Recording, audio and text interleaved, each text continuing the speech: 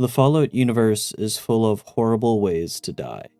You could be melted by a plasma rifle, turned into a pile of goo before you even know it hit you. You could be mauled by a deathclaw, its claws carving through your power armor like it's made of tinfoil. Or maybe you'll take the wrong turn in a vault and meet something far worse. But none of these compare to the most tragic, the most devastating, the most common way to go. A fate so abrupt, so merciless, that even the most hardened wastelanders can't avoid it. Getting shot. Welcome to 1000 Ways to Die in the Wastes. This is the series where we discuss in PG-13 visceral detail just how brutal the wasteland can be, even if the video games don't do it justice. Last time we spoke about the cyberpunk illness, cyberpsychosis. This week, to celebrate April Fools, we'll be talking about the most common way to go, getting shot. Let's get into it. It can happen anywhere, at any time. You're walking through the ruins of a pre-war city, sifting through the wreckage of a world that once was. The air is thick with dust, the sound of distant gunfire echoing through the streets. Then, before you can react, before you can even think, you hear it. That sharp crack of a rifle, a flash of muzzle fire in the distance, and then nothing. It's over. Of all the ways to die in Fallout, getting shot is, without a doubt, one of the worst. And today, we're gonna prove it. For as long as civilization has existed, so too have weapons.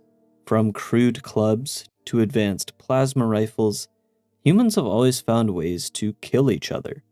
But among all the technological advancements, one invention stands out as a true game changer in the fine art of dying: the firearm. Before the Great War, guns were already an essential part of everyday life. Whether it was government facilities, law enforcement buildings, or the homes of private citizens, plenty of firearms can be found in pre-war buildings, indicating their commonality. The American military, always eager to stay ahead of the curve, invested heavily in experimental energy weapons, but traditional ballistics never really went away. Firearm companies like Colt, Smith & Wesson, and Heckler & Koch kept producing firearms up until the very end, ensuring that conflicts could always be solved with a big iron on the hip. When the world ended, so did mass production.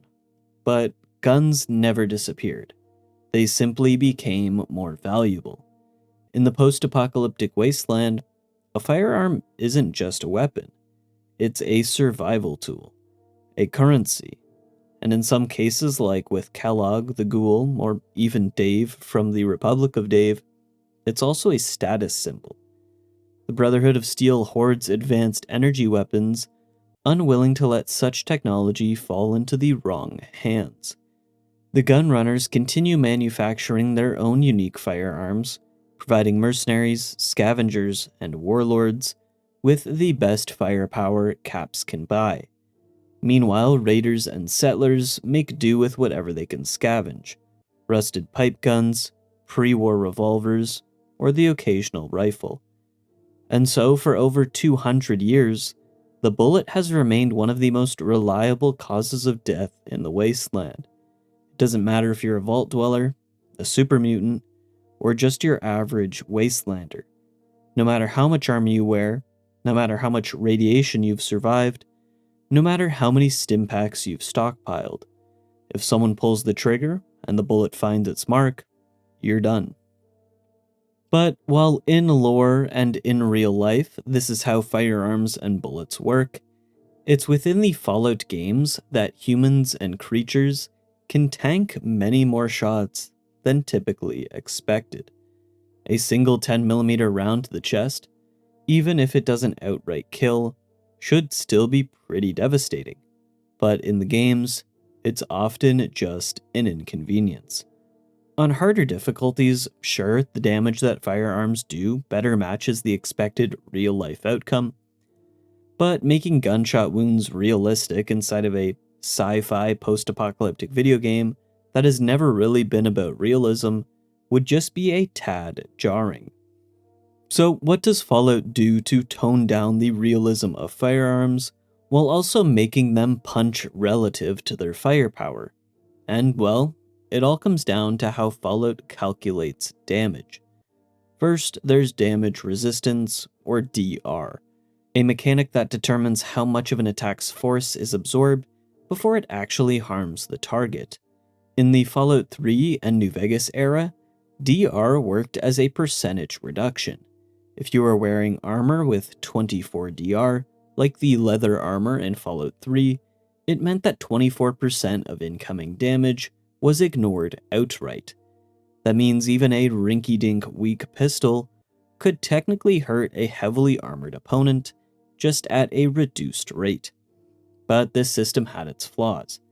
Damage was always getting through, just in smaller amounts, which sometimes made even higher tier armor feel sometimes underwhelming. And that's where damage threshold came in, or DT. While it existed in the classic games, it was reintroduced in New Vegas. In New Vegas, damage resistance was sorta replaced by DT.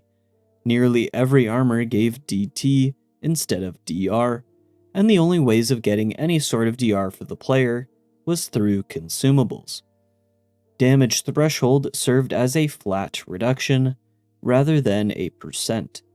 For example, if an attack deals 40 damage against a target with 10 DT, 10 of that damage will be ignored. This is why weaker enemies in that game absolutely struggle against heavily armored opponents. But the interesting part was how DT and DR worked in tandem. Before any damage is dealt, it is first passed through the player's damage resistance rating, which is capped at 85%. For example, say you're shooting at an NCR veteran ranger in the chest with a hunting rifle and you have no additional damage perks. The hunting rifle deals a base 52 damage per attack. The NCR ranger has a damage resistance of 30%. The NCR ranger ignores 30% of 52, or 16 damage. They're now facing a potential 36 damage. But the NCR veteran ranger also has a damage threshold. That number is 17 for a level 21 NCR veteran ranger. Take that away from 36, and they receive 19 points of damage. With a hit point total of 225, you're dealing a little more than 8% of their life per attack. Quite tanky. And so, in lore, what should be an attack that would wind, incapacitate, or outright kill becomes nothing more than a simple scratch. Moving towards the more modern Fallout games, Bethesda once again scrapped the damage threshold system when Fallout 4 returned to a pure damage resistance system. And so the fundamentals from Fallout 3 remained the same. Better armor meant bullets did % less damage. In theory, this makes sense. In real-life situations, bulletproof vests with Kevlar and metal plating do reduce the lethality of gunfire, but in practice, Fallout takes this concept to the extreme, allowing high-level enemies to shrug off bullets like they're mosquito bites. And then, of course, Fallout games usually have some sort of health scaling. This allows enemies at higher levels to be much more threatening to the player, but also even more tanky than you'd expect. The hit points of an enemy scale with level, meaning that a super mutant at level 10 is a completely different beast from a super mutant Primus at level 59.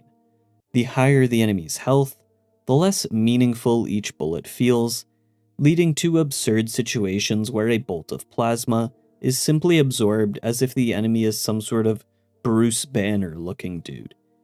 But this also applies to the player. By the time you hit level 30, you might have hundreds of hit points, meaning you can soak up attacks that may have killed you instantly at level 1.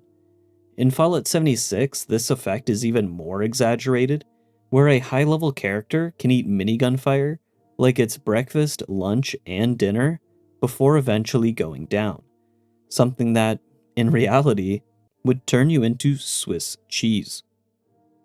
So, while the expectation is that Fallout treats guns with the same weight and lethality in its lore as they have in real life, the actual gameplay mechanics make them far less deadly. A single bullet should be enough to put down most creatures, but between the various combat mechanics of the games, DR, DT, and HP scaling, a gunfight in the Fallout universe often looks less like a quick lethal exchange and more like two bullet sponges chipping away at each other's health bars. So why exactly is it one of the worst ways to go? Well, getting shot in Fallout is one of the most common things that can happen to you as a player.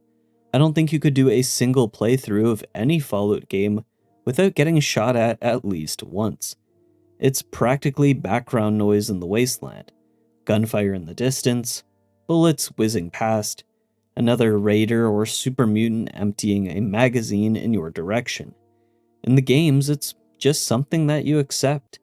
You patch yourself up with a stim pack if needed, maybe take some cover, and move on like nothing happened. But in universe, getting shot is one of the worst ways to go. For starters, it's deceptively common. If there's one thing that the post-apocalypse never seems to run out of, it's bullets. Whether it's raiders, mercenaries, wasteland drifters, or high-tech paramilitary groups, everyone with a gun is willing to use it. There are no laws or Geneva Convention anymore. No warning shots, no rules of engagement.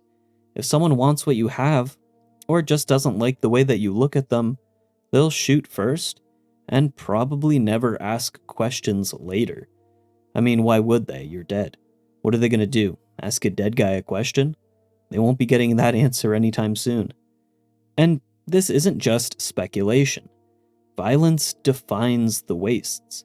Wars, skirmishes, disputes, they're all solved with guns, often resulting in one side being on the receiving end, their lives coming to an end as a result. Next, to build on that, sometimes the people doing the shooting are worse than the bullet. If you're getting shot at in the wasteland, odds are the person pulling the trigger isn't the forgiving type. A caravan guard defending their supplies, a bounty hunter looking to collect on your head, a Brotherhood knight treating you as collateral damage. And then there are the truly terrifying ones, the raiders, the fiends, the super mutants. For them, shooting you is just step one. If you survive, they'll make sure you regret it. Raiders are notorious for playing with their victims, leaving them barely alive just to relish in the suffering.